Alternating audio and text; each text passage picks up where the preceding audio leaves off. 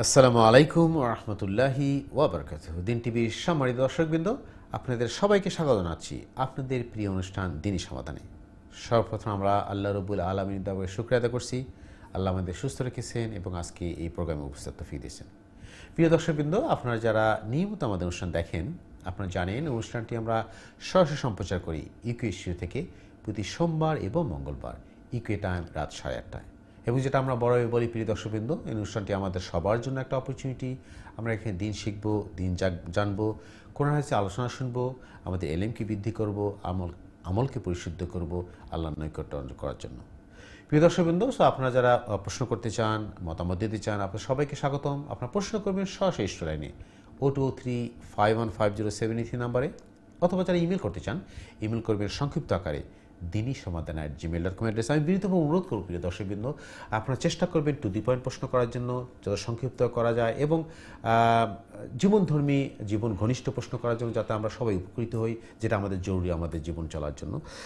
প্রিয় দর্শকবৃন্দ, আমাদের অনুষ্ঠানে উপস্থিত হয়েছেন বরাবর মতো আমাদের প্রিয় মেহমান, আমাদের নিয়মিত মেহমান ইমামুল খতিব মোহতারাম মুফতি হাসান চৌধুরী সাহেব, আমাদের গুরুত্বপূর্ণ আলোচনা এবং আপনাদের প্রশ্নের জবাব দেওয়ার জন্য। আমরা গতকালকে যেটা বলছি প্রিয় দর্শকবৃন্দ, আপনারা যা গতকাল অনুষ্ঠান দেখছেন, যে আমরা ইমান নিয়ে আলোচনা করছি বেশ কিছুদিন থেকে। পাশাপাশি আমরা নতুন একটা জিনিস আমাদের সম্মানিত মেহমানের সাথে আলোচনা করে আমি জিনিস করছি, আমরা আমাদের যে জরুরি জিনিসটা জানা দরকার, রাসূল সাল্লাল্লাহু আলাইহি ওয়াসাল্লামের সিরা, রাসূল সাল্লাল্লাহু আলাইহি ওয়াসাল্লামের জীবন আদর্শ, যেটাকে আমাদের ফলো করা উচিত একজন পরিপূর্ণ ইমানদার মুসলিম হিসাবে। তো আমরা চেষ্টা করব প্রতিদিনই কিছু অংশ অনুষ্ঠানে আমরা ধারাবাহিকভাবে সিরাকে আলোচনা করব, রাসূলের জীবন, আমরা কি অনুসরণ করা উচিত, কি অনুকরণ করা উচিত, কি কোনটা আমাদের মানা উচিত, আমরা আলোচনা করব। এরপরে আমরা চলে যাব আমাদের মেইন প্রোগ্রামে, আপনাদের প্রশ্ন উত্তর এবং মতামতে।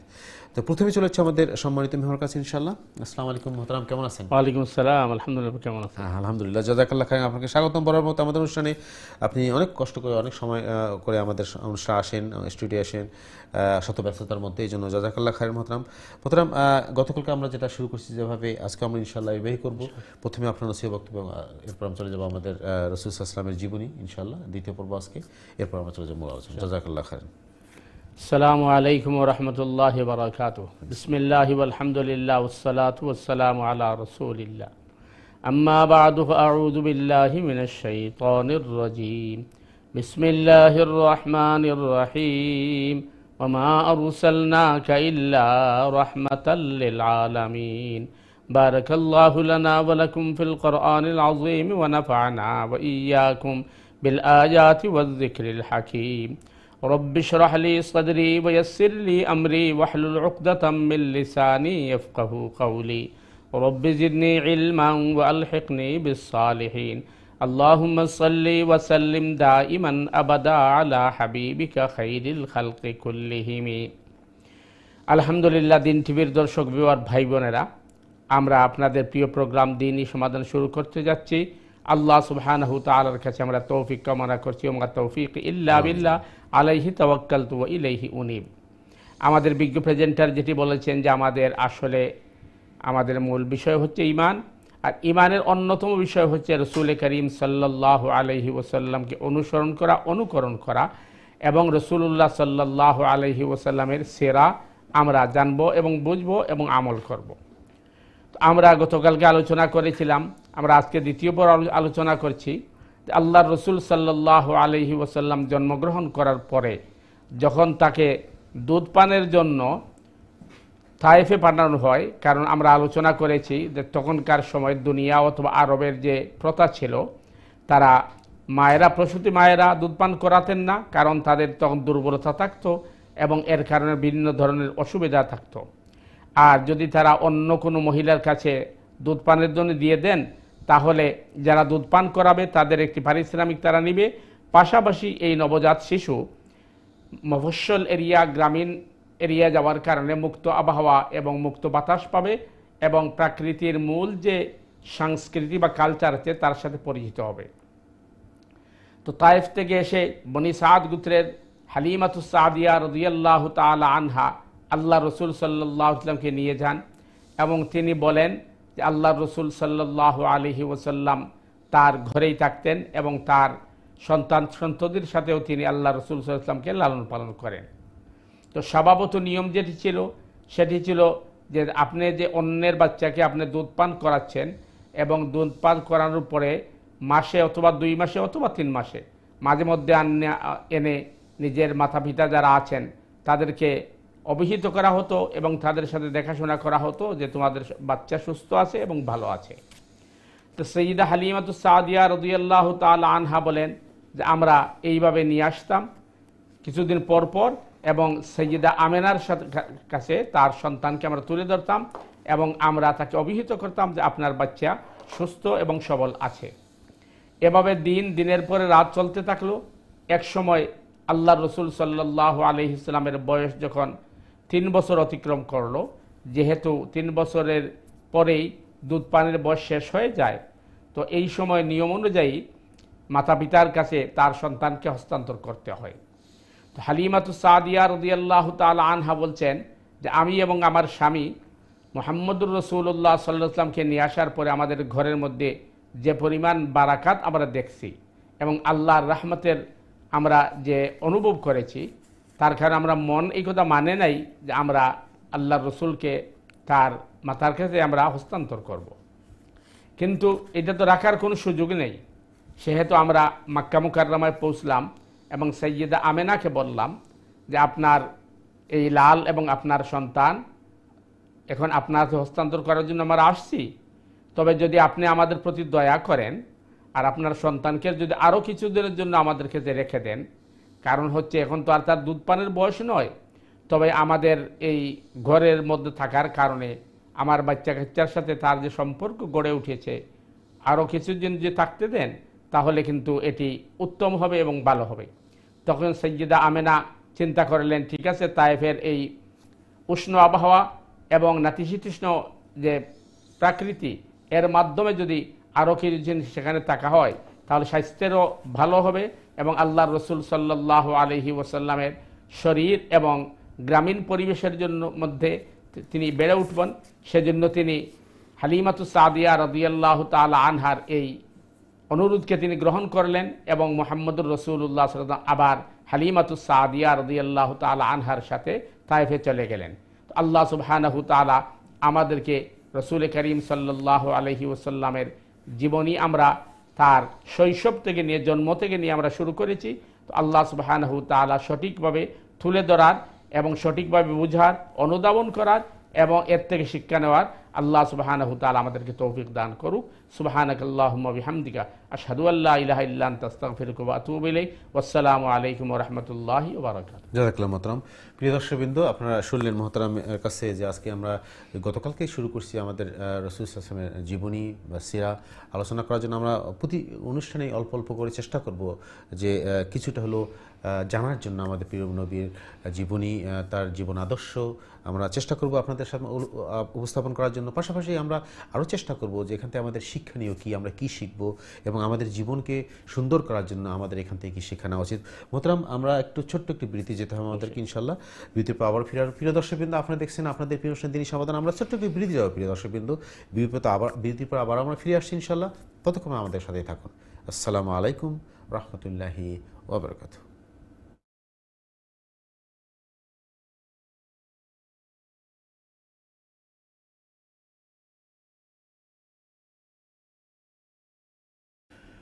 আসসালামু আলাইকুম ওয়া রাহমাতুল্লাহি ওয়া বারাকাতুহু। দিন টিভির সময় দর্শকবৃন্দ, বিরতির পরে আবারও আপনাদের স্বাগত জানাচ্ছি আপনাদের প্রিয় অনুষ্ঠান দিনই সমাধানে।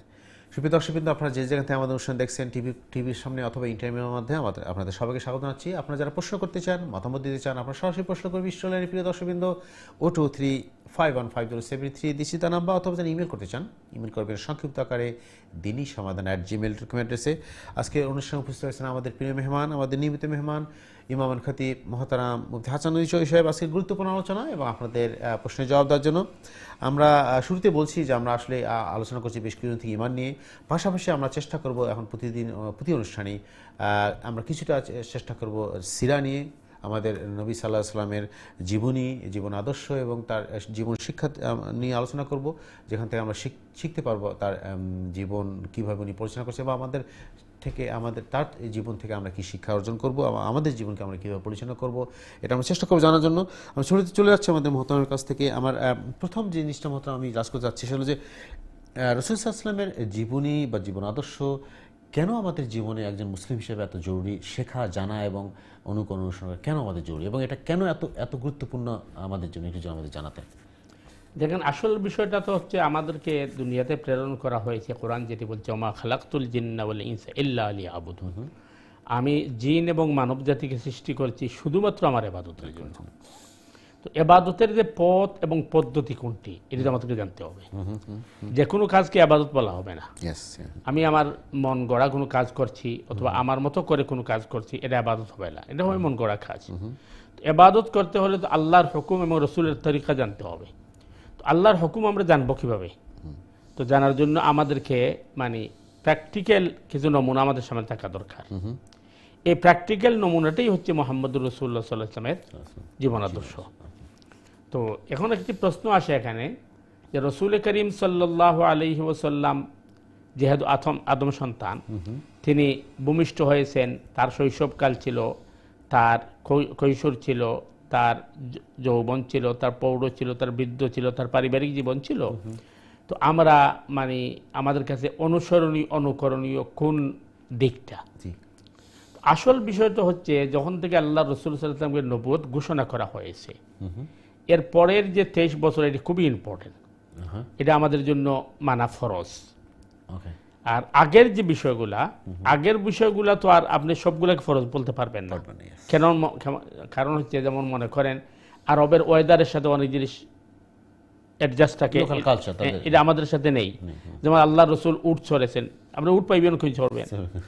আরবের মানুষ রুটি খায়, বাঙালিরা ভাত খায়। আরবের পোশাক বা প্রত্যেক দেশের একটা পোশাক বা তার একটা কোড থাকে, তাদের নিজস্ব কালচার, যেটা ওইটা গরম দেশ, গরম কান্ট্রি, ওইখানে কিন্তু ওইভাবে পোশাক পরা হবে। আমরা এই কান্ট্রিতে থাকছি, এখানে তো আর আপনি গরম এই দেশের পোশাক পরতে পারবেন না। একইভাবে রসুল করিম সাল্লাল্লাহু আলাইহি ওয়াসাল্লাম তার শৈশব, তার কৈশোর, এইগুলার মধ্যে অনেকটা মনে করেন এটা তো মানা ফরজ নয়। তবে হ্যাঁ, যেহেতু তিনি আল্লাহর নবী এবং রসুল, আল্লাহর সিলেক্টেড বান্দা হয়ে থাকেন, যার কারণে তাদের জীবনটাকে আল্লাহ সুবহানাহু তাআলা নিজের নিয়ন্ত্রণে রেখেছেন, আল্লাহ কন্ট্রোল করেছেন। এ কারণে দেখা যাবে যে তাদের শৈশবকাল থেকে নিয়ে জন্ম থেকে নিয়ে সবগুলোই অলৌকিক ঘটনার কিছু পাওয়া যায়। তো এই জন্য আমরা মানে আল্লাহ রসুল সাল্লাল্লাহু আলাইহি ওয়াসাল্লামকে একবারে বিগিনিংতে আমরা আলোচনা করছি, এর মধ্যে অনেকটা দিক নির্দেশনা আমাদের কাছে আসবে, বা অনেকটা অলৌকিক ঘটনা আসবে, বা অনেকটা আপনার এই আল্লাহ দত্ত জিনিস আসবে, যেটা স্বভাবত অন্যান্য মানুষের মধ্যে থাকে না। এখানে অবশ্যই আমাদের শেখার জিনিস অবশ্যই।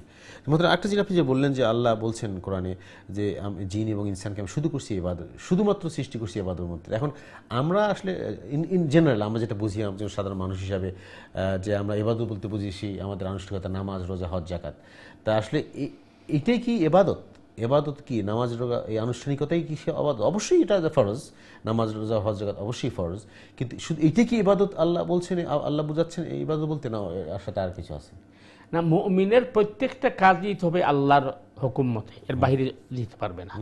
সুতরাং তার প্রতিটা কাজকর্মই ইবাদত।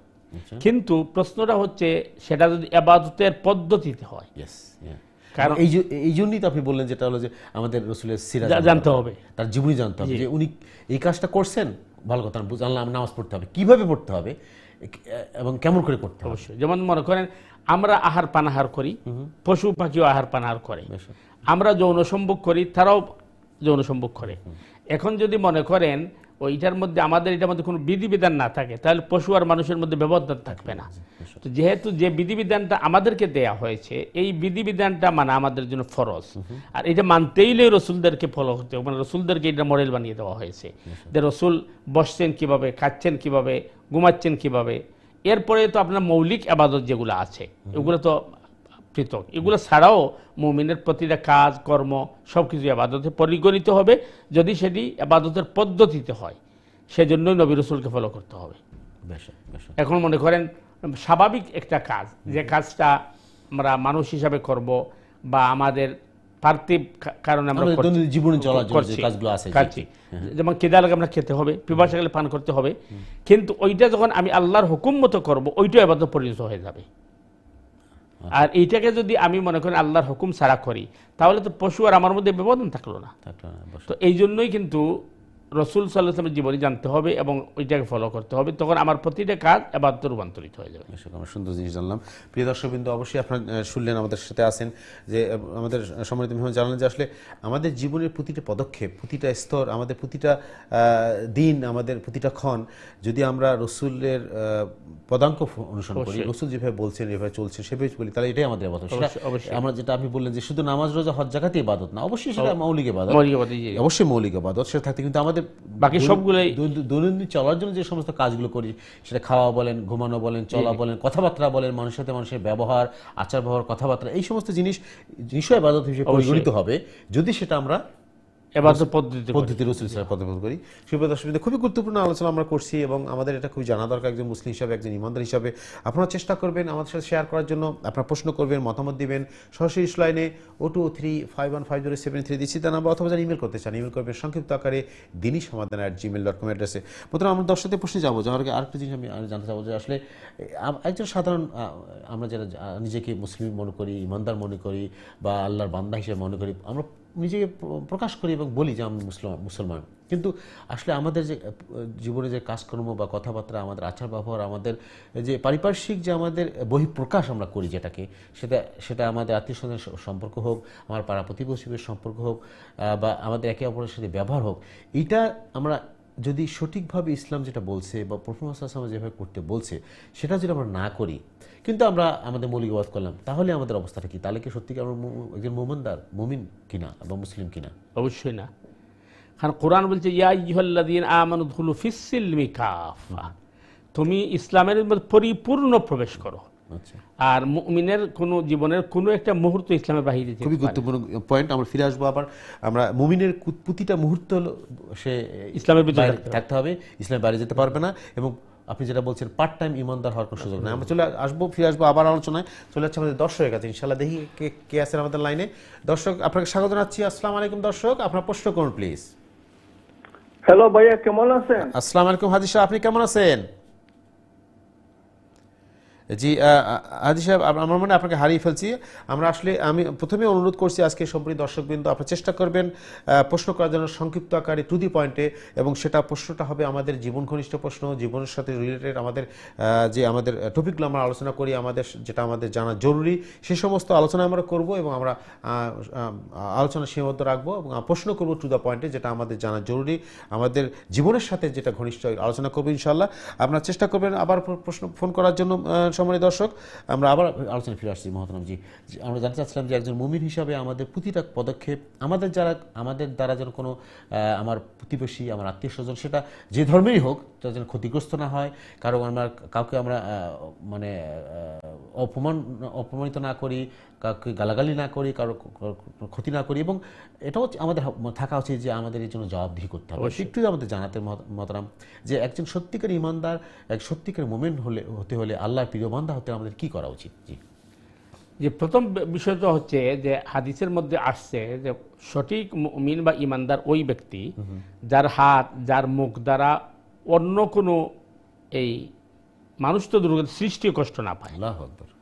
আপনার আচরণ, আপনার ব্যবহার, আপনার কথাবার্তা যাতে কেউ কষ্ট না পায়, এ হচ্ছে সঠিক মুমিনের পরিচয়। জি, আর মুমিন শব্দের অর্থই হচ্ছে নিরাপত্তার প্রতীক।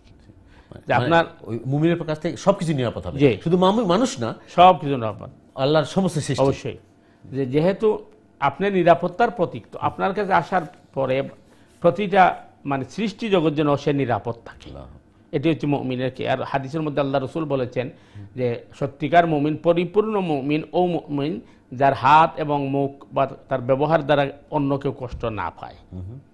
এরপরে যে বিষয়টি যেটা আপনি বলছেন, যে মনে করেন পার্থিব কোনো কাজ, অথবা মনে করেন রাষ্ট্রীয় কাজ, অথবা সামাজিক কাজ, এগুলো আমরা আমাদের মতো করে করলাম আর মৌলিক ইবাদত করলাম, সে মুমিন কিনা? সে অবশ্যই মুমিন নাই। কারণ কোরআন বলছে আল ইয়াউমা আকমালতু লাকুম দীনাকুম ওয়া আতমামতু আলাইকুম নি'মাতি, আজকের এই দিনে আমি তোমাদের জন্য ইসলামকে মনোনীত ধর্ম ঘোষণা করলাম এবং পরিপূর্ণ করে দিলাম। Complete code of life, clear instruction, পরিষ্কারভাবে বলা হচ্ছে যে ইসলামের বাইরে যাওয়ার কোনো সুযোগ নেই। আমি যদি নিজেকে ইমানদার মনে করি, আমি যে মুমিন মনে করি, আমি নিজের মন গড়া কিছু করতে পারবো না। এখন যদি কোনো বিষয় আমি ওই আমার মতো করি বা অন্যভাবে করি, তাহলে বোঝা গেল আমি ইসলামকে অসম্পূর্ণ মনে করেছি, তাহলে ইসলাম আমি অ্যাকসেপ্ট করলাম না। এই জন্য মুমিনের কোনো কাজ ইসলামের বাহিরে গিয়ে করার কোনো সুযোগ নাই। আর এটাই কি বলা হচ্ছে উদখুলু ফিস সিলমি কাফা, তুমি পরিপূর্ণভাবে ইসলামে অনুপ্রবেশ করো। যে কিছু তুমি তোমার ইচ্ছা মতো অথবা তোমার সমাজ অথবা তোমার কালচারকে রক্ষা করবে, আর কিছু ইসলাম থেকে নেবে, এই সুযোগ নাই। আফাতুমিনুনা বিবাদিল কিতাব ওয়া তাকফুরুনা বিবাদ, কিতাবের কিছু অংশ মানবে আর কিছু অংশ তুমি অস্বীকার করবে, তাহলে তুমি সঠিক মুমিন নয়, এবং এর জন্য তোমাকে দুনিয়াতে লাঞ্ছনা গঞ্চনা আর আখিরাতে কঠোর শাস্তি। আল্লাহু আকবার, কত ক্লিয়ার জিনিস এবং কত স্পষ্ট কথা। কিন্তু মুহতারাম, দুঃখজনক হলো সত্য যে আমাদের কিন্তু আমাদের জীবনে আমরা কি করতেছি, আমরা কিন্তু ওই ক্যাটাগরির মধ্যে পড়ে যাচ্ছি যে আমরা মনে করছি শুধু নামাজ পড়লে বা রোজা রাখলে বা হজ করলে বা জাকাত দিলে আমি আমার সুবিধা করতে ইসলাম, এটা যে সুন্দর যে আমরা সুবিধাবাদী মুমিন হিসেবে, সুবিধাবাদী মুসলিম হিসেবে আমাদের নিজের পরিচয় দিচ্ছি, কিন্তু আল্লাহ সেটা বলেন নাই। অবশ্যই না। আল্লাহ বলছেন যে তোমাকে পরিপূর্ণভাবে দাখিল হতে হবে, এবং পুরো আপনি যেটা আগে বলছেন যে মুমিন মানে তার স্যারেন্ডার করে ফেলতে হবে। অবশ্যই। এবং আপনি আরেকটা সুন্দর কথা বললে আজকে যে আমাদের একজন সত্যিকারী ইমানদার মুমিন হয়তো সবাই নিরাপদ থাকবে, অবশ্যই তার কাছে কেউ ক্ষতিগ্রস্ত হবে না ইনশাআল্লাহ। সুপ্রিয় দর্শকবৃন্দ, আপনারা শুনলেন কত গুরুত্বপূর্ণ কথা মহতারাম আজকে উপস্থাপন করলেন, যে সত্যিকারী ইমানদার সত্যিকারী মুমিন হতে হলে আমাদেরকে পরিপূর্ণভাবে আল্লাহর যে নির্দেশনা, রাসূল সাল্লাল্লাহু আলাইহি ওয়াসাল্লামের যে পথ এবং দেখানো মত আছে সেটা আমরা গ্রহণ করতে হবে এবং সেটা পালন করতে হবে। আমরা যদি নিজের মন গড়া কিছু করতে চাই তাহলে আমরা পরিপূর্ণ মুমিনদার হতে পারবো না। এবং মহতারাম যেটা বললেন যে আমরা যতই আমাদের প্রাতিষ্ঠানিক বা আমাদের ইবাদতগুলো আছে, যেটা অনেকে আপনি বহুবার বলছেন যে আসলে অনেকটা আমাদের লোক দেখানো হয়ে যায় এবং শিরক হয়ে যায়। যদি মনে করি যে আমি আল্লাহকে খুশি করার জন্য করছি না, মানুষকে দেখানোর জন্য বা সমাজকে দেখানোর জন্য, আমি বড় একজন হাজি সাহেব, আমি বড় একজন দাতা সাহেব, আমি বড় একজন পরহেজগার সাহেব, এইরকম যদি অবস্থা হয় তাহলে তো এটা শিরক হয়ে যায়। আল্লাহ আমাদের সবাই বাজার তৌফিক দান করুক। সো প্রিয় দর্শকবৃন্দ, আপনারা প্রশ্ন করবেন আমাদের আজকের বিষয়ে আমরা আলোচনা করছি ইমান নিয়ে এবং পাশাপাশি নবীর সিরা নিয়ে। আবার এই ভবনের প্রশ্ন অথবা অন্য কোনো দিনই ব্যাপারে আপনাদের প্রশ্ন জিজ্ঞাসা করবেন সরাসরি লাইনে 023515073 নাম্বার, অথবা যারা ইমেল করতে চান ইমেল করবেন সংক্ষিপ্ত আকারে dini-samadan@gmail.com। মহতারাম, আমরা একটু যদি প্রশ্ন দিয়ে চলে যাই, আমাদের কিছু অনলাইনে প্রশ্ন আমরা আসছে আমরা জবাব দিয়ে শুরু করি ইনশাআল্লাহ। বোন আকলিমা খাতুন উনি প্রশ্ন করেছেন, সুন্দর একটা প্রশ্ন করছেন যে আচ্ছা, বলছেন যে আমি অনেক ভুল করছি, অনেক অন্যায় করছি, বুঝে না বুঝে, আপনি যদি বলতেন তওবা কিভাবে, কোন সুন্নাহ পদ্ধতি করলে আমি এই সমস্ত ক্ষমা পাবো, কিভাবে করতে হবে? জি বোন আকলিমা, আসল বিষয় হচ্ছে কোরআনে কারিমে আল্লাহ সুবহানাহু তাআলা যা বলছেন এবং হাদিসের মধ্যে রাসূল করিম সাল্লাল্লাহু আলাইহি ওয়াসাল্লাম যা বলছেন। কোরআনে আল্লাহ বলছেন ইল্লা মান যালামা সুম্মা বাদদালা হুসনান বা'দা সুইন ফাইন্নী গাফুরুর রহিম। ইল্লা মান যালামা, যে তোমরা নফসের উপর জুলুম করে ফেলেছো, গুনাহ করে ফেলেছো, এরপরে যদি তোমরা ফিরে আসো এবং তোমরা ফিরে আসার পরে যদি তোমরা এর চেয়ে বেশি বেশি নেকি কাজ করো, তাহলে আল্লাহ সুবহানাহু তাআলা তোমাদের গুনাহগুলোকে মুছে দিবেন, এমনকি তোমাদের গুনার স্থানে আল্লাহ নেকি লিখে দিবেন। সুম্মা বাদদালা হুসনান বা'দা সুইন, এই মন্দ কাজগুলোকে ভালোর মাধ্যমে পরিবর্তন করে ফেলা। আর তওবা যেটি হচ্ছে, তওবার মূল বিষয় হচ্ছে যেটা আমরা আগে বলছি, সবটার মূল হচ্ছে ইন্টেনশন। আমি নিয়ত করতে হবে আল্লাহ যা করেছি শয়তানের ধোঁকায় পড়ে করেছি অথবা নামুজে করেছি, ভবিষ্যতে আমি আর এই ধরনের কাজে লিপ্ত হব না। এরপরে আপনি আল্লাহ সুবহানাহু তাআলার কাছে দোয়া করলেন, ইস্তেগফার করলেন। এখন মনে করেন আপনি 2 রাকাত নামাজও পড়তে পারেন, পড়ার পরে আপনি আল্লাহর কাছে বলতে পারেন, আল্লাহ আমি আমার জীবনে যত ভুল করেছি, গুনাহ করেছি, বুঝে না বুঝে, সবগুলা থেকে আল্লাহ আমি তোমার কাছে ক্ষমা চাই, মাফ চাই, এবং আমি আর কোনোদিন জেনে বুঝে যাতে অথবা না বুঝে কোনো গুনার মধ্যে লিপ্ত হতে না পারি, আল্লাহ আমাকে তৌফিক দান করো।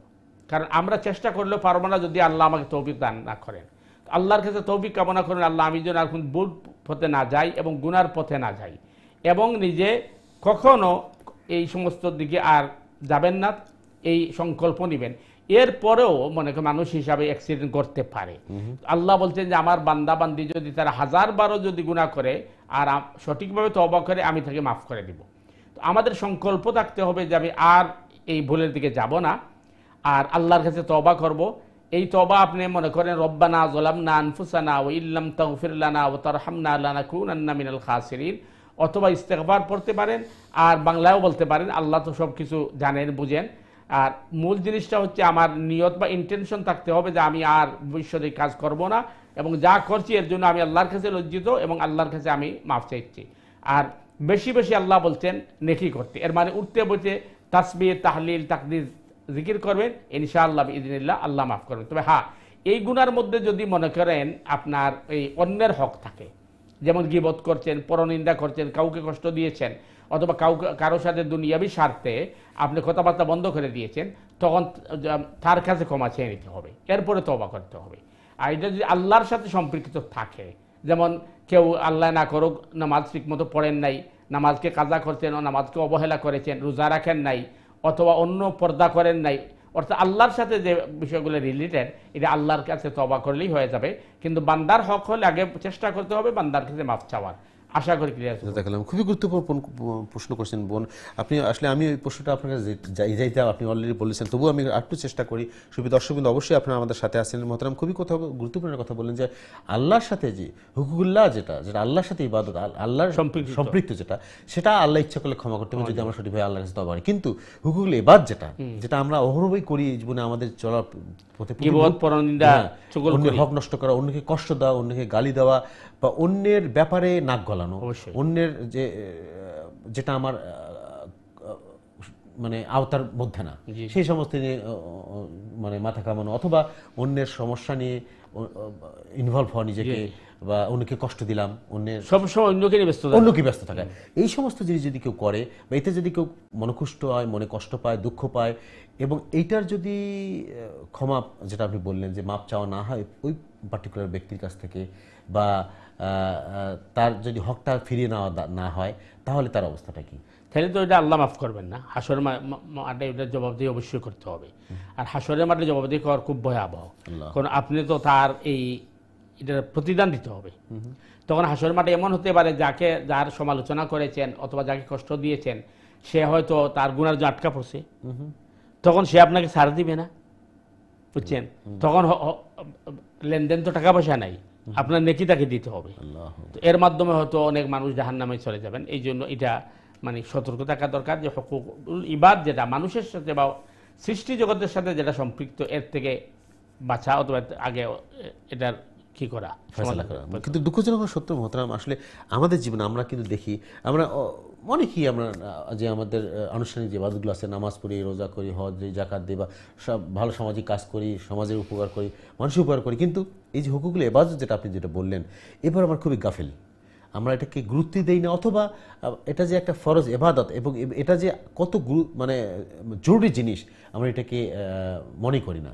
তা আপনি একটু আমাদের বলতেন যে আসলে এখান থেকে বাঁচার উপায়টা কি, এবং আমরা কেন আমাদের এই ভুলটা আমরা করতেছি জেনে না বুঝে, যে অন্যকে কষ্ট দিচ্ছি, অন্যের হক নষ্ট করতেছি, অন্যের ক্ষতি করতেছি, অন্যের গীবত করতেছি, কেন, কি উদ্দেশ্যটা কি, বা এই করে আমাদের লাভটাই বা কি হলো যদি আমরা পরকালটা হারাই ফেললাম? প্রথমত আপনি যেটা বলছেন যে আমরা এই মৌলিক যে ইবাদতগুলো, এগুলোর বাহিরে আমরা এটার ইবাদত মনে করি, আমার নলেজের অভাব। নাম্বার 2 হচ্ছে যে আমরা মনে করেন ওই গীবত, পরনিন্দা, চুগল করি, এগুলাকে আমরা কিন্তু এই অবহেলা করে ফেলি, কোনো গুরুত্ব নেই, এমনি বসে বসে গল্প করতে করতে আরেকজনের বদনাম করে ফেলি। এরপরে হচ্ছে যে ইন্টারফিয়ারে করা, এটা আরেকটা রোগ আমাদের, অন্যের মানে মধ্যে হাত দেওয়া, বা অন্যের কাজের মধ্যে নিজের ইনভলভ করে দেওয়া, বা অন্যকে নিয়ে ব্যস্ত থাকা। তো এটা থেকে বাঁচার একমাত্র পথ হলো প্রথমত অন্যকে নিয়ে বাবার কোনো সুযোগ না দেওয়া। 2 নম্বর বিষয় হলো যে সব সময় ওই তসবিহ তাহলিল তাকবীর জিকিরের মধ্যে থাকা, তাইলে ওই বাজে আমলগুলা থেকে বাঁচা যায় এবং শয়তান ধোঁকা কম দেয়, এগুলা সতর্ক থাকা। অথবা যদি দেখা যায় কোথাও কেউ বসে মনে করে, এগুলো ফ্যামিলিগত অনেক সময় হয়, 2 জনের ঝগড়া লাগছে, আরেকজনে মনে করেন ওইখানে বসে ইন্টারফেয়ার করছে, তখন উচিত হবে যে ভাই পারলে মীমাংসা করেন, নাইলে আমরা এখান থেকে সরে যাই, এটা উত্তম জিনিস হবে। আমাদের সবাই বুঝে তবুদান করুক। সুপ্রিয় দর্শকবৃন্দ, আপনাদের প্রিয় প্রশ্নের দিনই সমাধান। সো আপনারা প্রশ্ন করতে চান, মতামত দিতে চান এনি দিনই ব্যাপারে, আপনারা প্রশ্ন করবেন সরাসরি লাইনে 02351507 নম্বরে, অথবা যদি ইমেল করতে চান, ইমেল করবেন সংক্ষিপ্ত আকারে দিনই সমাধান @gmail.com। আমরা একটু আরেকটা প্রশ্ন দিয়ে চলে যাচ্ছি আমাদের অনলাইনে। এক ভাই প্রশ্ন করছেন, ওকে, সুন্দর, খুব ইম্পর্টেন্ট এবং ইন্টারেস্টিং প্রশ্ন করছেন ভাই। যে বলছেন যে আসলে সালার ইমাম হওয়ার জন্য কি কোনো যোগ্যতা লাগে কিনা, কারণ উনি বলছেন যে আমি একদিন মসজিদে আমাকে জোর করে একজন নামাজ পড়তে মানে অরিজিনাল জামাত শেষ হয়ে গেছে, আর তো কয়েকজন একসাথে আমরা জামাত পড়ছি, আমাকে জামাত পড়াইতে করতে হয়েছে, এর জন্য কোনো যোগ্যতা লাগে কিনা এবং এর জন্য কোনো আলাদা কোনো নিয়ত আছে কিনা ইমাম হওয়ার জন্য? খুবই গুরুত্বপূর্ণ জিনিস। জি ভাই, প্রথম জিনিস হচ্ছে ইমামতির জন্য তো অবশ্যই যোগ্যতা লাগবে। যোগ্যতা হচ্ছে যে আপনি নামাজের মাসলা মাসাইল জানতে হবে, ফরজ ওয়াজিব জানতে হবে। এটা যদি আপনি না জানেন তাহলে আপনি নামাজ পড়াবেন কীভাবে? 2 নম্বর বিষয় হচ্ছে যে সূরা কেরাত, দোয়া দুরূদ এগুলো এই শুদ্ধভাবে পড়া জানতে হবে। ভুল পড়লে তো আপনি নিজে গুনাহগার হবেন, কারণ আপনি যদি একা পড়েন, ভুল পড়েন, আপনি একা জবাব দিবেন। আপনি সবাই ভুল পড়াচ্ছেন, তো আপনি তো এটার জন্য আটকা পড়বেন। এই জন্য সূরা কেরাত, নামাজের ভিতরে যে দোয়া দুরূদ এইগুলাকে সহি শুদ্ধ করে পড়া জানতে হবে।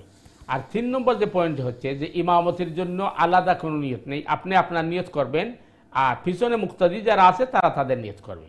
এটি হচ্ছে আমি ইমামতি করছি অথবা আমি মুয়াজ্জিনের দাঁড়াচ্ছি, এই ধরনের কোনো ইন্টেনশনের প্রয়োজন নাই। আপনি আপনার যে ওয়াক্ত নামাজ পড়ছেন এই ওয়াক্ত নামাজের ইন্টেনশন রাখবেন, আর কয় রাকাত পড়ছেন এটা ইন্টেনশন রাখবেন, কিন্তু আপনি ইমামতি করছেন এটা ইমামতির জন্য শর্ত নয়, নিয়তের জন্য। খুব সুন্দর প্রশ্ন ভাই আপনার। একটা ইম্পর্টেন্ট জিনিস মহতারাম, আমরা কিন্তু ছোটকালে এই জিনিসটা শিখছি, যেরকম ইমামের জন্য আলাদা একটা নিয়াত আছে, যেরকম আমরা নর্মাল নামাজের জন্য নায়াত পড়ছি, শিখি, মুখস্থ করছি, এরকম ইমাম যারা হবে নিয়মতি করবেন তার জন্য আলাদা একটা নিয়াত ছিল।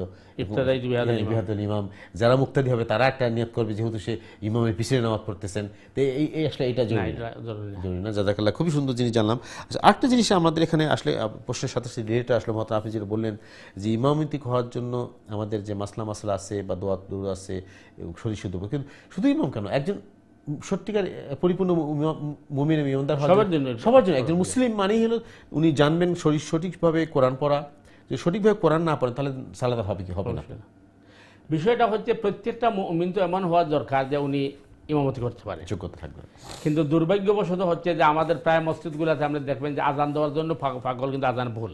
আচ্ছা, আজানের শব্দ ভুল, আজানের আপনার উচ্চারণ ভুল, এবং আজানের একেবারে লেটারগুলারে বিকৃত করে ফেলতেছেন। কিন্তু হাদিসে আসছে বা মাসআলা হচ্ছে কেউ যদি আজান ভুল দেয় তাহলে আজানকে রিপিট করতে হবে। তো এইভাবে আজান যদি আপনি রিপিট করা শুরু করেন, তো আমাদের মসজিদের কিয়ামত পর্যন্ত কি করা হবে? এই জন্য মসজিদ কমিটি বা মসজিদে যারা দায়িত্বশীল আছেন তাদের জন্য উচিত যে তারা এই যোগ্য ইমাম রাখা এবং মুয়াজ্জিন রাখা যিনি ইমামতি করার যোগ্য। আর এটা কারণ মসজিদগুলোতে আপনি ওই যে টাকা পাবলিকের কাছে উঠিয়ে মসজিদের ফান্ড বড় করা আর বিল্ডিং বড় করা, এই জন্য কিন্তু মসজিদের টাকা ব্যবহার করা হয় না। মসজিদের টাকাই হবে, মসজিদে খরচ হবে, ইমামের বেতন দেওয়া হবে, মুয়াজ্জিনের বেতন দেওয়া হবে এবং তাদের সুযোগ সুবিধা দেওয়া হবে। কিন্তু দুর্ভাগ্য হচ্ছে আমাদের যে একটা রেস্টুরেন্টেও যদি শেফে যে বেতন পায় এই বেতনটাও ইমামকে দেওয়া হয় না। দুর্ভাগ্য এটা এই জাতির, এবং এই জাতির মানে লজ্জার বিষয়টা যে ইমামদেরকে সবচেয়ে কম বেতন দেওয়া হয়। অথচ আরব কান্ট্রিতে আপনি গিয়ে দেখেন একজন মন্ত্রী মিনিস্টারের যে পরিমাণ ওয়েজেস, যে পরিমাণ সম্মান, এর চেয়ে বেশি দেওয়া হয় ইমামদেরকে। কিন্তু আমাদের দুর্ভাগ্য যে ইমাম এবং আর প্রায় জায়গাতেই ওই টাকা বাঁচানোর জন্য মুয়াজ্জিন রাখা হয় না, অথবা মসজিদ কমিটির কিছু লিডার থাকে তারা আজান দেওয়ার জন্য ব্যস্ত হয়ে যায়, অথচ আজান শুদ্ধ হয় না, আজান সঠিক হয় না এবং আজান বহুল আজান দেওয়া হয়। এটা তো আপনি যেটা বললেন মহতারাম, যে এটাও তো আমাদের ওই যে শিক্ষার অভাব, অবশ্যই জ্ঞানের অভাব। যদি আমরা জানতাম যে কোনটা করা উচিত, কোনটা করা জরুরি, তাহলে তো আমরা ফলো করতাম। যে আমাদের ইসলামী জ্ঞান, শরিয়ার জ্ঞান না থাকার জন্যই তো আমরা ভুলগুলো করতেছি। আল্লাহ আমাদের সবাই তৌফিক দান করুন। মানে ঘুরবে এরকম বহুবার আপনি বলছেন মহতারাম যে একজন মুসলিম যদি হিসেবে পরিচয় দিয়ে আমরা মুসলিম যে মনে করি আমাদের ইসলামী শিক্ষাটা কোরআন হাদিস শিক্ষাটা অর্জন করতে, এবং সেটা সঠিক সোর্স থেকে নিতে হবে। যদি আমরা সঠিক জ্ঞানটা অর্জন করতে পারি দিনে, তাহলে আমরা এই ভুলগুলো করবো না। আপনি এর আগে বলছেন যে একজন মুসলিমের কোরআন সঠিক শুদ্ধভাবে সহিভাবে করা ফরজ, কিন্তু আমরা কি সেটা পারি কিনা বা সেটা করার চেষ্টা আছে? জি মহতারাম, জাযাকাল্লাহ খাইরান। আমরা আরেকটা প্রশ্ন দিয়ে চলে যাচ্ছি আমাদের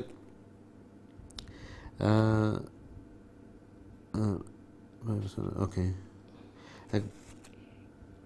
আব্দুল হাকিম ভাই প্রশ্ন করছেন হালাল হারাম। ওকে, উনি বলছেন আমাদের সমাজে এই 3টা শব্দের খুবই ব্যাপক প্রচলন, আপনি যদি দয়া করে কোরআন হাদিসের আলোকে আলোচনা করতেন, হালাল, হারাম এবং মাকরু একটু আলোচনা করতেন প্লিজ। হালাল, হারাম এবং মাকরুহ তিনটা শব্দের ব্যাপারে একটু বিস্তারে আলোচনা করতে চাই। জি ভাই, হালাল শব্দের অর্থ হচ্ছে বৈধ, যেটা শরীয়ত আমাদেরকে বৈধ করেছে বা জায়েজ করেছে। হালাল মানি কিন্তু অনেকে মনে করে হালাল মানি ফরজ, হালাল মানি ফরজ নয়। হালাল মানি মানে এটা আপনাকে অনুমতি দেওয়া হয়েছে, আপনি চাইলে গ্রহণ করতে পারেন, নাও করতে পারেন। যেমন কেউ যদি বলে ঘাস খাওয়া কি হালাল, সুতরাং এটা খাইতেই হবে, ইসলাম বাধ্য করে নাই। আর ফরজ মানি হচ্ছে যেটা অবশ্য করতেই হবে, না করলে গুনাহগার হবে। আর হালালটা হচ্ছে বৈধ, এটা আপনার জন্য বৈধ আছে, আপনি করতে পারেন ইচ্ছা করলে, আপনি ইচ্ছা না করলে ছেড়ে দিতে মানে এখানে পারেন। একটা ফ্রিডম দেওয়া হয়েছে। Freedom হালাল দেওয়া মানে তোমার এই সমস্ত জিনিস করা, এই সমস্ত জিনিস খাওয়া, এখানে এই করাগুলো হালাল। জি। তোমার এটা মানে আমার স্বাধীনতা দেওয়া হয়েছে যে আমি ইচ্ছা করলে করতে পারি, ইচ্ছা করলে খেতে পারি। আর হারামটা হচ্ছে হালালের অপোজিট। এটা যদি আপনি করেন তাহলে গুনাহগার হবেন, এবং ফরজের অপোজিট। ফরজ যেভাবে অবশ্যই করতে হবে, হারাম অবশ্যই ছাড়তে হবে। এখন এই হারাম আর হালাল, এটার বিষয় হলো যে হালাল কি কি জিনিস, হারাম কি কি জিনিস। এর কারণে কোরআন এবং হাদিসের মধ্যে হারামের কোনো লিস্ট দেওয়া হয় নাই, হালালের কোনো লিস্ট দেওয়া হয় নাই, হারামের লিস্ট দেওয়া হয়েছে। ওকে, যেটা করা যাবে না যাবে না, বা নিষেধ। হ্যাঁ, নেগেটিভটা দেওয়া হয়েছে। তার কারণ হচ্ছে হারামের সংখ্যা কম, হালালের সংখ্যা বেশি। মানুষের জীবন চলতে গেলে তার কিন্তু জীবনের অনেক সুযোগ সুবিধা দরকার, প্রশস্ত দরকার। এই জন্য ইসলাম মানে হারামটার লিস্ট দিয়ে দিছে, হালালটার লিস্ট দেয় নাই। অর্থাৎ যতটা জিনিস কোরআন হাদিসে হারাম করে নাই, সবগুলো আপনার হালাল। যদি দেখা যায় কোনো জিনিসের ব্যাপারে কোরআন হাদিসে ক্লিয়ারেন্স পাওয়া গেছে না, কারণ এটা মানে আপনার ওই শরঈ মাসআলা বা ফিকহার একটি মৌলিক উসুল বা নীতিমালা হচ্ছে যে যেটার ব্যাপারে কোরআন হাদিসের কোনো নিষেধাজ্ঞা নেই, এটা হালাল, এটা সহজ মাসআলা। আর হারামগুলার লিস্ট কোরআনে দিয়ে দিয়েছে। যেমন আপনার মরা শুকরের মাংস খাওয়া, অথবা এই আপনার মরা পশুর মাংস খাওয়া, এরপরে যদি কেউ গায়রুল্লাহর নামে জবাই করে, এরপরে আপনার প্রবাহিত রক্ত, এইভাবে নাম বলে দিচ্ছে হারামগুলার, কিন্তু হালাল লিস্ট দেয় না। এর মানে হালাল প্রশস্ত অনেক কিছু। আর মাকরু এর মিনি অর্থ হচ্ছে অপছন্দনীয়। হারামটাও মাকরু হতে পারে, আর একেবারে স্বাভাবিক জিনিসটাও মাকরু হতে পারে। এক্সাম্পল হিসাবে, যে রাস্তা দিয়ে হাঁটলাম, আমি থুতু ফেলে দিলাম, এটা অসামাজিক কার্যকলাপ, কিন্তু এটা অপছন্দনীয়। হারাম বলা যাবে না ওই কারণে, কারণ মনে করেন এর শরীয়ত আর বলে নাই আমাকে এইভাবে থুতু ফেললো না, কিন্তু এটা আনকালচার্ড এবং অপছন্দনীয়, এই জন্য এটাকে মাকরু বলা হয়েছে, যে এই ধরনের কাজ থেকে আমরা বিরত থাকবো। ঠিক একইভাবে যে কোনো মানে অশালীন অপছন্দ কাজকে শরী পরিভাষায় মাকরু বলা হয়। এটা হারামও হইতে পারে, একেবারে মানে নিম্ন স্তরে হতে পারে, যেটা থেকে সম্ভব হলে বাঁচা। কিন্তু সব মাকরু থেকে বাঁচা সম্ভব হয় না। অনেক সময় মানে আপনি ইচ্ছা করলেও বাঁচতে পারবেন না। তো মাকরু মানে হচ্ছে অপছন্দনীয়, মানে জিনিসটা এলাও আছে, কিন্তু না করলে ভালো, না করলে ভালো।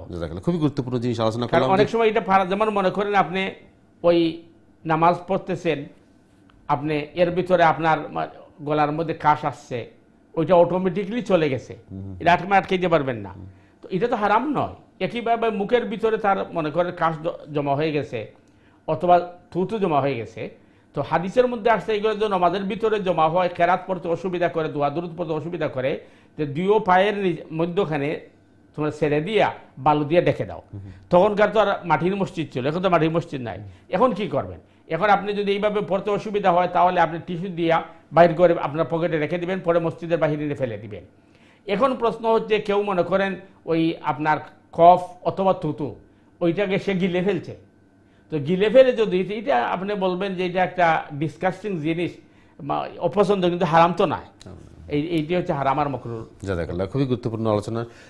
দর্শকবৃন্দ, আপনারা দেখছেন আপনাদের প্রিয় দিনই সমাধান। আমরা কত নতুন নতুন জিনিস শিখতেছি এবং গুরুত্বপূর্ণ জিনিস শিখছি, যেটা আমাদের জানা দরকার, আমাদের শেখা দরকার। এই জন্য আমরা চেষ্টা করি, এই জন্য প্রিয় দর্শকবৃন্দ, আমরা যেটা বরাবর বলি যে অনুষ্ঠানটি আমাদের সবার জন্য একটা অপরচুনিটি। আমরা এখানে দিন শিখবো, দিন জানবো, চেষ্টা করবো আমরা এখান থেকে কোরআন হাদিস আলোচনা থেকে আমাদের শেখার জন্য এবং আমাদের জীবনকে সুন্দরভাবে করার জন্য। এই জন্য আলোচনা করছি আমরা নবীর সিরা নিয়ে, নবীর জীবনী নিয়ে। আপনারা অংশগ্রহণ করবেন, আপনারা প্রশ্ন করবেন, আপনার মতামত দেবেন ইনশাল্লাহ। প্রিয় দর্শকবৃন্দ, আমরা ছোট্ট একটি বিরতি যাব, বিরতি পর আবারও ফিরে আসছি ইনশাল্লাহ আপনাদের প্রশ্নের জবাব দেওয়ার জন্য। ততক্ষণ আমাদের সাথে থাকুন। আসসালামু আলাইকুম ওয়া রাহমাতুল্লাহি ওয়া বারাকাতুহু।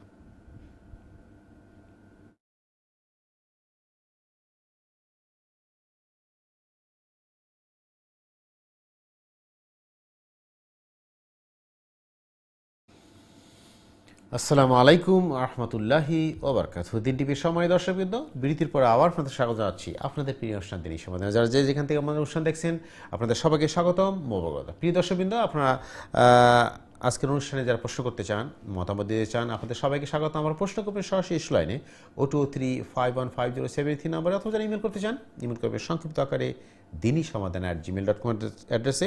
আমাদের অনুষ্ঠানে উপস্থিত হয়েছেন আমাদের প্রিয় মেহমান, আমাদের নিয়মিত মেহমান মোহতারাম হাসান নুরি চৌধুরী সাহেব। আপনাদের প্রশ্নের জবাব দেওয়ার জন্য গুরুত্বপূর্ণ আলোচনা। মোহতারাম, আমরা আমাদের দর্শকদের প্রশ্নে যাওয়ার আগে আমরা যেটা আলোচনা শুরু করছিলাম আজকে, যে শুরুতেই যে আমাদের একজন মুসলিম হিসাবে আমাদের একজন সঠিক ইমানদার হওয়ার জন্য, আমাদের পরিপূর্ণ ইমানদার হওয়ার জন্য আমাদের প্রফেট মুহাম্মদ সাল্লাল্লাহু আলাইহি ওয়াসাল্লাম আমাদের রাসূলের জীবনী জানা দরকার, তার জীবনী আদর্শকে আমাদের অনুসরণ অনুকরণ করা দরকার। কিন্তু দুঃখজনক হলো সত্য, আমরা অনুসরণ অনুকরণ তো করা দূরের কথা, আমরা জানিই না।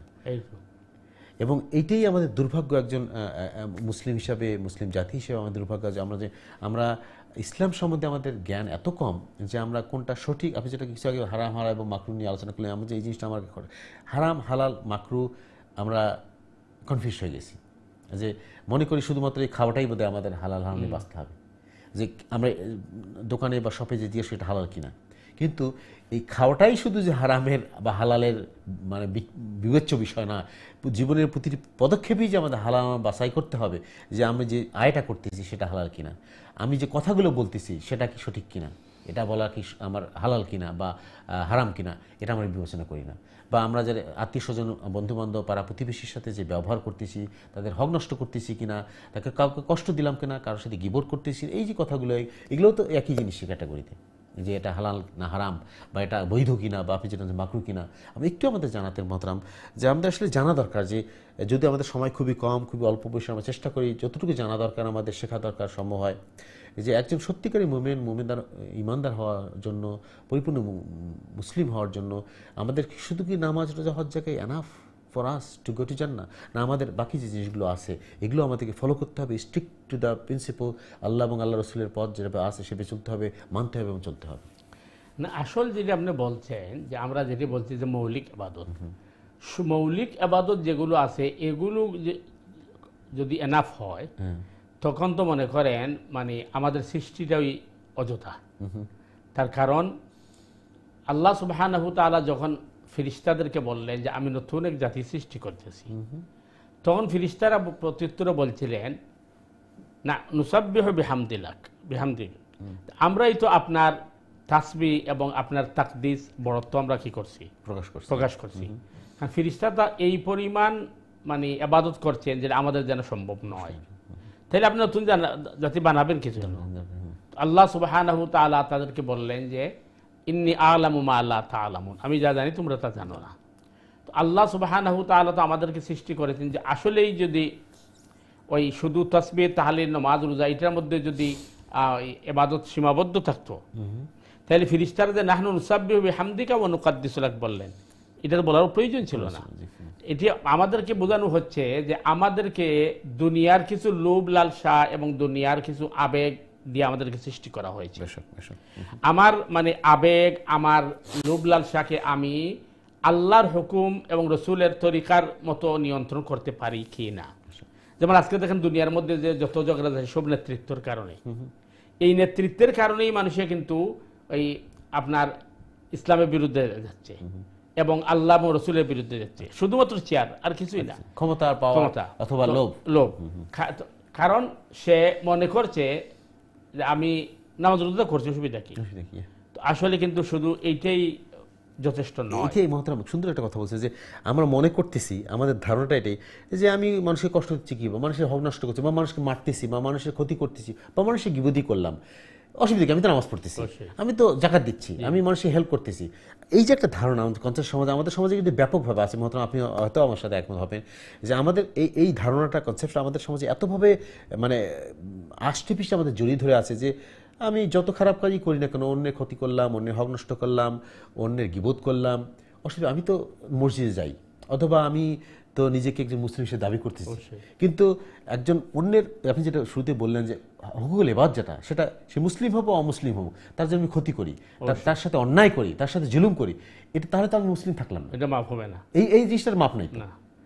এখন মনে করেন আপনি আপনি যেটা বলছেন যে আমরা একটা সুইট কিন্তু চিন্তা করি এটার মধ্যে হারাম আছে কিনা, জেলাটিন আছে কিনা বা অন্য কিছু আছে কিনা, অথচ আমার রুজিটা হালাল কিনা এটা আমি চিন্তা করছি না। এখন আমি মনে করেন সুদের পয়সা দিয়ে আনলাম, ঘুষের পয়সা দিয়ে আনলাম, অথবা আপনি ওই মদ বিক্রির পয়সা দিয়ে আনলাম, অন্য হক নষ্ট করলাম, আর এখানে হালাল খুঁজতেছি। অথবা মনে করেন আমি ওই এটা এভাবে হয়ে যায় কি যে চুরি করে নিয়ে আসছে, আইসে এসে খুঁজছে যে হালাল খাদ্য আছে কিনা। তো এগুলো একটা হাস্যকর বিষয় আর কি, কারণ আমাকে দেখতে হবে যে আমার আয় ইনকাম হালাল কিনা, আমি আমার জীবনযাত্রা আমি আল্লাহর হুকুম মতো করছি কিনা। একইভাবে মনে করেন আপনি যে শপিংয়ে জিজ্ঞেস করবেন যে আপনার এই জিনিসটা হালাল কিনা, সে বলবে হালাল। তো হালাল যখন বলছে, সে যেটার মধ্যে বেজাল দিতেছে সে তো হারাম করতেছে।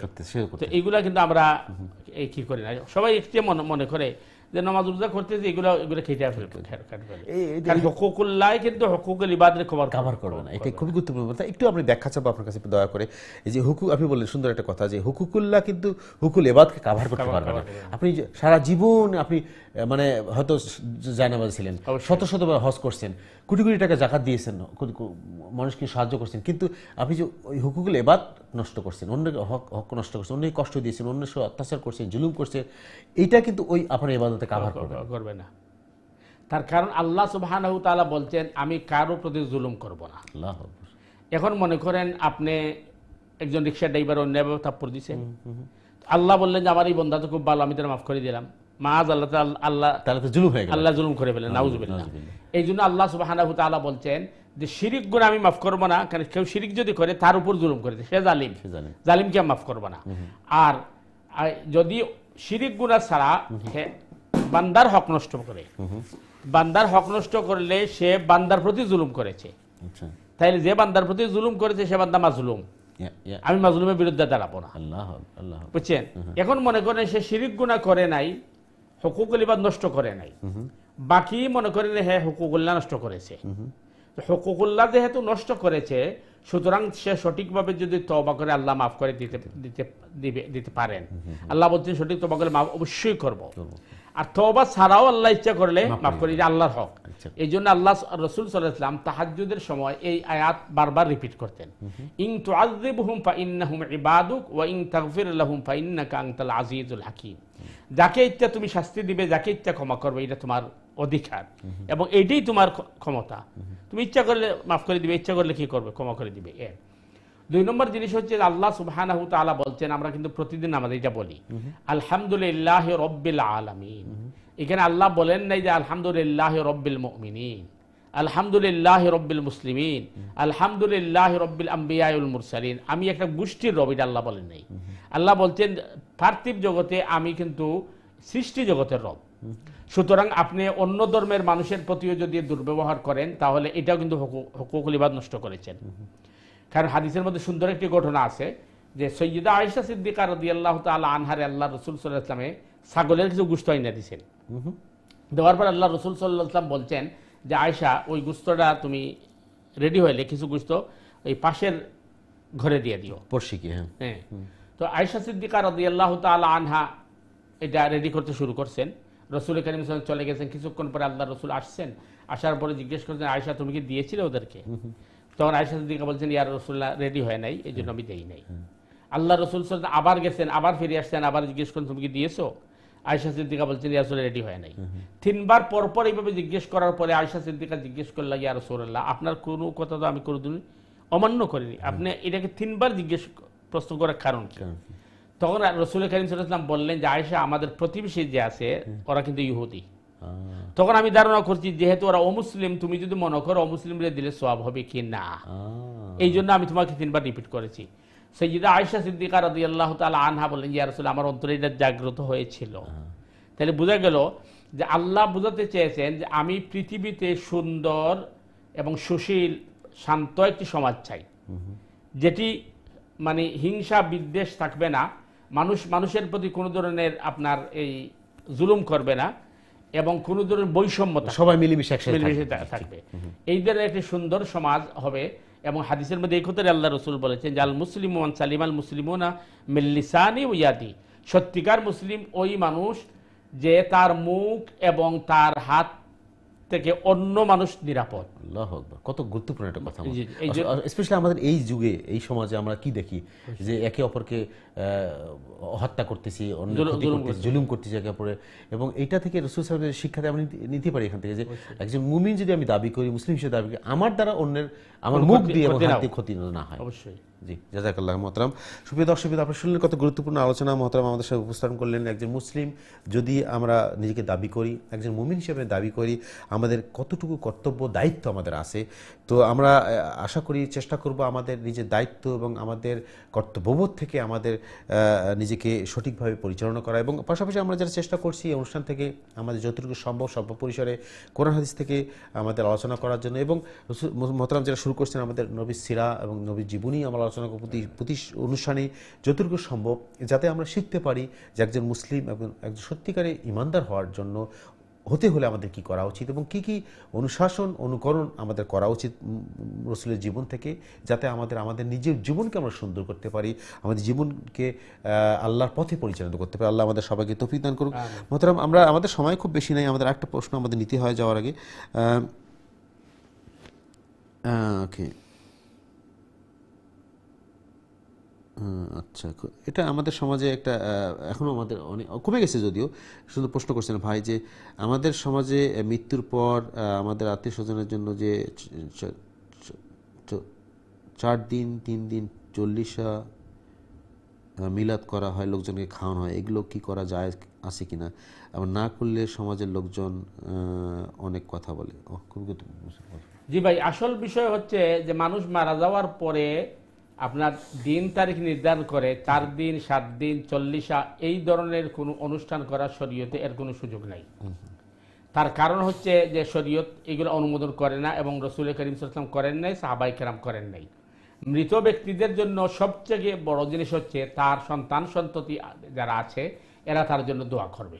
হাদিসের মধ্যে সুন্দর বর্ণনা আছে যে রূহের কাছে যখন ফেরেশতারা নিয়ে তাকে ওই সুসংবাদ দেন বা তার আমলনামা হাসরের ময়দানে দেখানো হবে, তখন সে বলবে, আল্লাহ আমি তো এত ইবাদত করি নাই, এত ইবাদত আমার আসলো কোত্থেকে? তখন ফেরেশতারা বলবেন যে তুমি দুনিয়া থেকে আসার আগে তোমার সন্তানদের তুমি দিন শিক্ষা দিয়ে আসছিলে, তারা যে তোমার জন্য দোয়া করেছে, সাদাকা করেছে, এর কারণে তোমাকে আল্লাহ আজকে এত মর্যাদা দান করেছেন। সুতরাং দোয়া দুরুদ করা ইত্যাদি। আর এই ধরনের অনুষ্ঠান করা, হ্যাঁ আপনি সাদাকা করতে পারেন, আপনি অন্য মানুষের খাওয়াইতে চান, যদি তার ঘরে খাদ্য নিয়ে দিয়ে দেন, অথবা তার ঘরে নিয়ে আপনি মাংস দিয়ে দেন, অথবা তার ঘরে আপনি ছাগল কিনে দিয়ে দেন, এটা তো সুবিধা নাই, অথবা টিউবওয়েল বসিয়ে দিয়ে দেন, আপনি যে কোনো ধরনের কাজ আপনি করতে পারেন। দ্বিতীয় যে অংশটা আপনি বলছেন, যদি এগুলো না করি মানুষকে বলবে, এইটাই শিরক।